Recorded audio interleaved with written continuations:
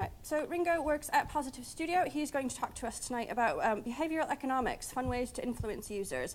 Ringo has 10 years experience working in digital design, digital content, and the web for some of the world's biggest brands, including Disney, BBC, Harper's Bazaar, and Telefonica. Ringo. Right, when does it start?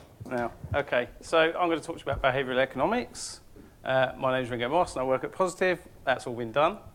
So what is behavioural economics? It's predicting the irrational in humans. Using the irrational senses of humans to make them do what we want. I'm going to show you, hopefully, 5 examples of behavioural economic theory in 5 minutes. There are loads more, but you can look them up afterwards. First one is the power of free. This is a great one. We can all make things, people do things if we make things free. There was a study done where there was a group of, I think, 50 people. They were shown a Lindor for 15, I think it was cents. I've used pounds to anglicise it. Or a penny for a Hershey's Kiss. What did they choose? 20% chose the Hershey's Kiss because it was a penny, but 80% of people actually realised that that was a pretty good deal for a Lindor. What happened if you reduced them both by 1 penny? If you reduce them both by the same amount, standard economics says that it should have no effect whatsoever, but it does. If you make something free, 80% of people in that test chose to have the free one. Why do we do that? Because we go absolutely mental when we see something for free. And if you don't believe me, when you see something that says buy one, get one free, you'll probably buy it. If I said buy 2 and receive a 50% discount, you probably wouldn't. The next one is decoy options. These are awesome if you work online, right? You can make people do whatever you want with decoy options. The Economist were trying to push their subscriptions for online only and online and print. You can see online only at $56, online and print $125. What happened? Bad result for the Economist. They weren't selling any of their print copies. They had 73%. So what did they do? They gave you another option, print only for $125.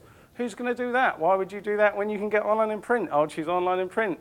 Yes, you did. 68% of people bought online and print, and their online-only subscriptions went down to 32% for that period.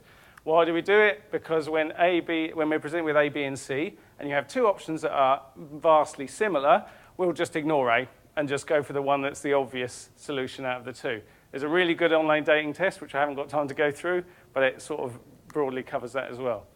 Irrational value. We all know wine snobs. I'll go over that in a minute. But if I showed you these bottles of wine, which one would you generally say was the best one? £45, yeah, okay. And that's what happened when they gave, there was our Ivy League University Wine Club. They did a blind test, but actually it was only 3 wines. The wine that they chose as their favourite was actually a $5 wine, priced up at $45. And then when they did the blind test again, with no prices on it whatsoever, they still chose the $5 wine over the more expensive ones. Are they just wine snobs? No, they're not, because when they did it to control groups with energy drinks, both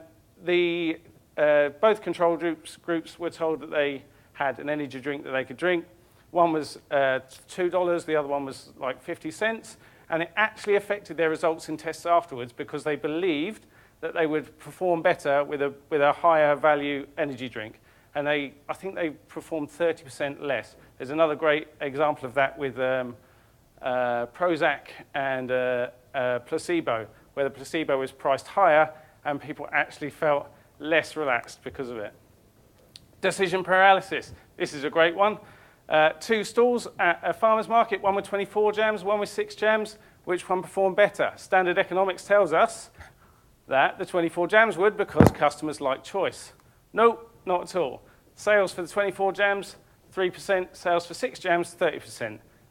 The problem was that our frontal cortex, the thing that makes us hold our options, is the same thing that makes us make our decision. If you fill it up with too many options that it has to try and compare, it won't even bother to make a decision. It will just tell you, don't worry, just walk away and don't even bother to buy anything.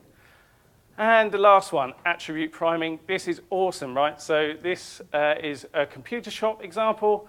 They took 50% of customers and asked them, they primed them with the question, how much RAM do you need? So they were all like, oh, I need like a gigabyte or whatever. And the other 50%, they primed them and said, how much hard disk space do you need? When they did that, the people who had to answer the RAM question all bought the highest spec machine for RAM. The ones who were asked the hard disk question all bought the higher hard disk space computer. Same thing happened for people in a line We can force people to do things by nudging them this way. So if you prime people and just ask them questions about yogurt, oh, do you like yogurt? Yeah, I like yogurt. They'll normally choose the yogurt. If you ask them about fruit, they'll normally eat the fruit. Cheers then, that was my talk.